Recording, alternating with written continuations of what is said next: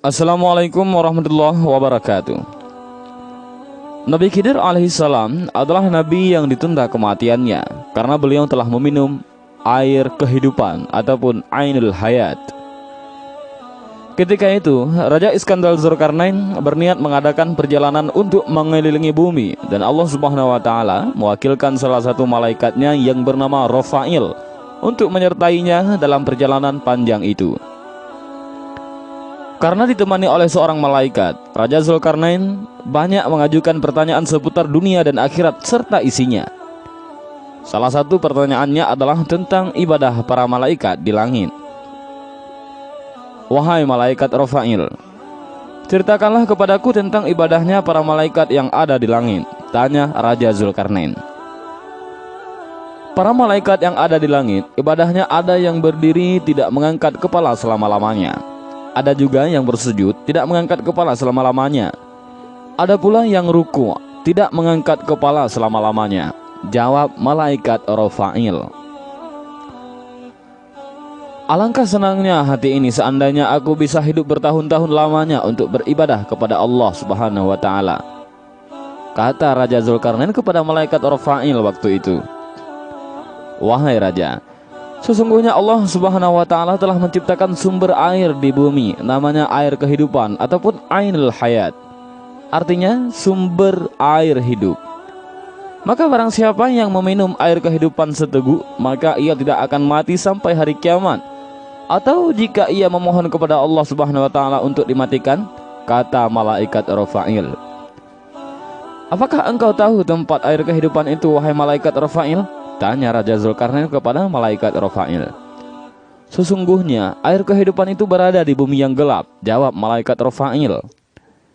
Setelah Raja Zulkarnain mendengar penuturan malaikat Rafail tentang air kehidupan itu, maka Raja segera mengumpulkan para alim ulama yang ada pada saat itu.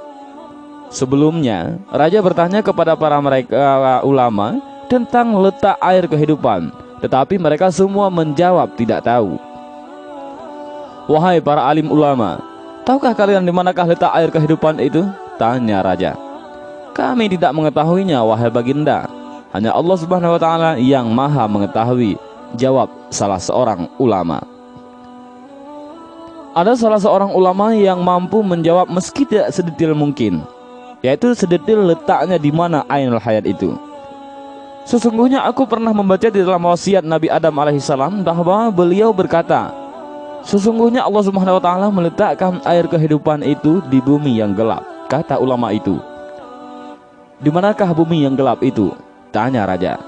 Yaitu di tempat terbitnya matahari, jawab orang alim yang ulama itu. Kemudian Raja Zulkarnain menyuruh para pengawalnya untuk menyiapkan segala keperluan untuk mencari dan mendatangi tempat air kehidupan itu. Kuda apa yang sangat tajam penglihatannya di waktu gelap? Tanya Raja.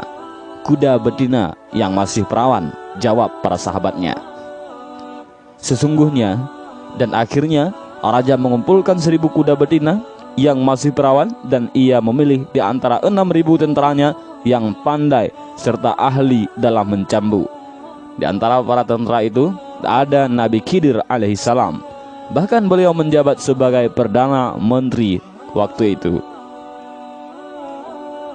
Setelah dirasa semua cukup dan siap, maka berangkatlah Raja Zulkarnain dan Nabi Khidir alaihissalam yang berjalan di depan pasukan.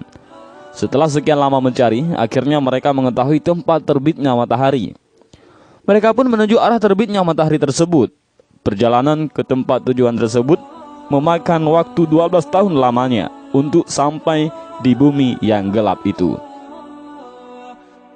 Gelapnya bukanlah seperti di waktu malam hari, melainkan gelap karena ada pancaran seperti asap. Raja Zulkarnain sudah tak sabar lagi hendak masuk ke tempat gelap itu. Namun salah seorang cendekiawan mencegahnya.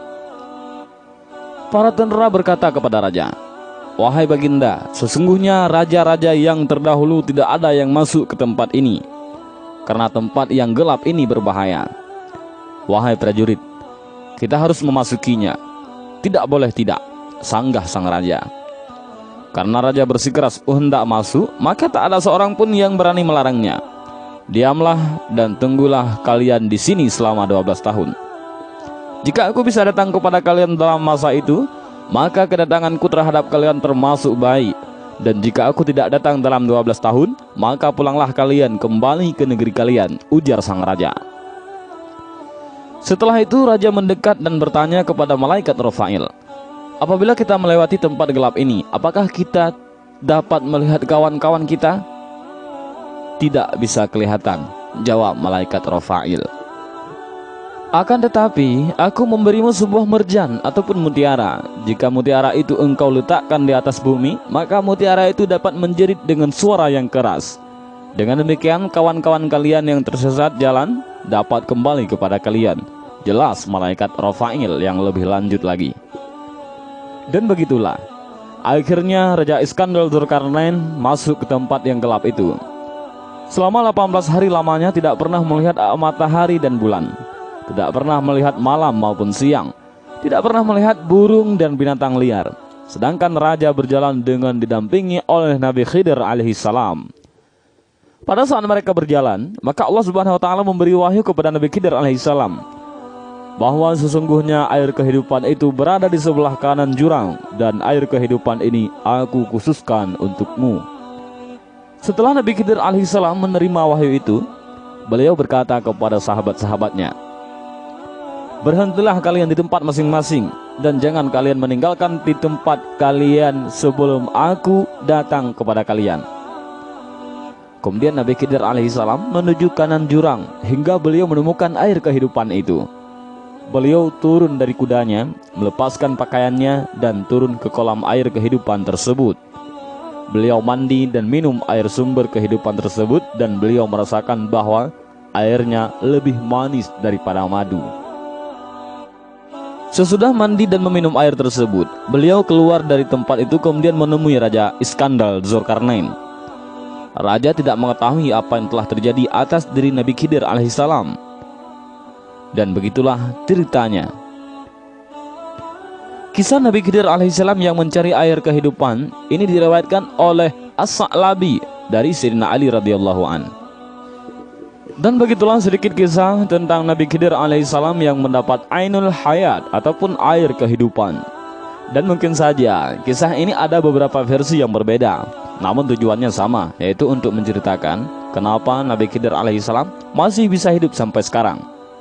Namun jika kawan-kawan ada versi lainnya ataupun ada berbeda cerita, mohon untuk ditulis di kolom komentar.